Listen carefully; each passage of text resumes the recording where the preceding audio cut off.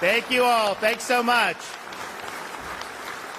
Welcome to the freest state in the United States. God bless you guys.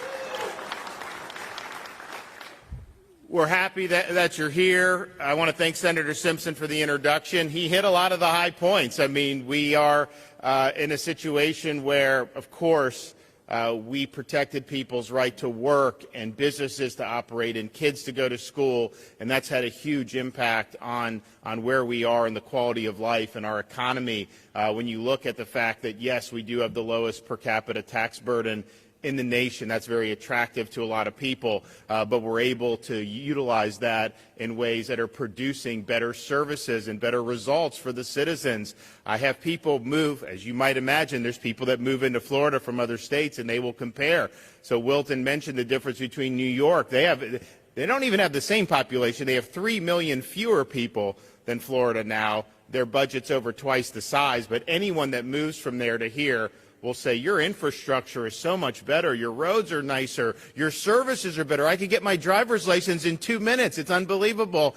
And our K through 12 system is now ranked number 3 for education achievement in the United States. We're the number 1 state for school choice, but we also have now strong public education. That wasn't necessarily true when I was growing up in Florida. I mean, certainly we would not have been on New York's level or California. Now they've really gone in the other direction, and we're going in a good direction. And so it just shows you that good, sound conservative policies really do make a difference. And what we're seeing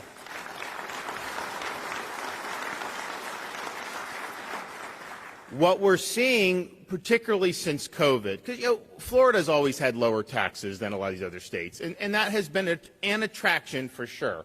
But what we've seen over the last 2 years is much more than just lower taxes. You have people fleeing lockdowns, arbitrary restrictions and mandates. In fact, some of your governors would lock down their people, and then the governors would come to Florida and live normally for this. Didn't necessarily want that publicized, but that was absolutely happening. There were lockdown mayors in some of these big cities that would lock down their population, and then you'd see them in Florida enjoying freedom. And so that's what but that, I think, caused a lot of people to say, you know what? I can't even operate a business, or I can't get my kids in school. That's the last straw, and that caused more and more people to come. Another thing that has caused is in 2020 summer, when you started to see riots in different parts of the country. In Florida, I called out the National Guard immediately. We were not going to let it happen here.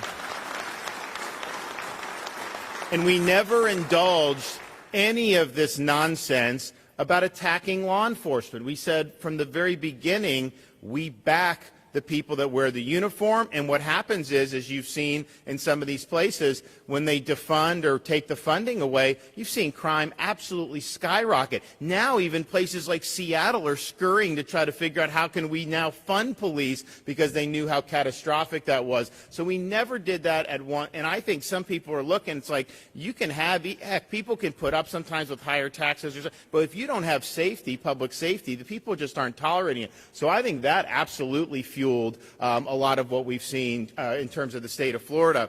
And the result has been, it's different than past migrations in Florida. When I got elected governor, we had 280,000 more registered Democrats than Republicans in the state of Florida. Today, and it'll probably be fully publicized very soon, today, for the first time in the history of Florida, we've now overtaken Democrats. There are more registered Republicans in Florida than Democrats.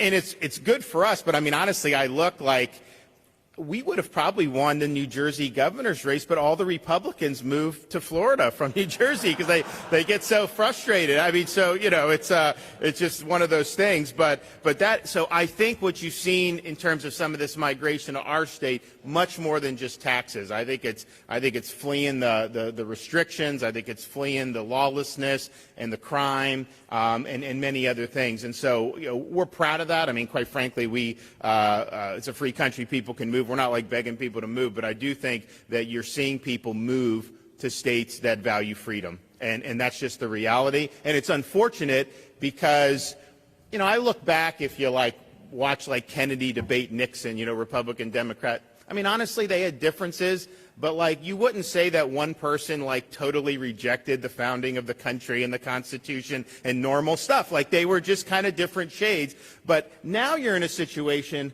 once these areas go deep blue, they get destroyed.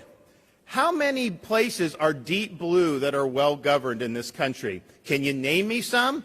Los Angeles, San Francisco, Portland, Seattle, Chicago, New York City. I mean, tell me where you would find this success story of woke progressivism imposed on a people. I don't see it. And so that's just unfortunate that this stuff really, really matters because if you let it go into the wrong hands, it's very difficult to dig out of some of the things that we've seen throughout the country. So I think there's a few things that we can do at the state level as Republicans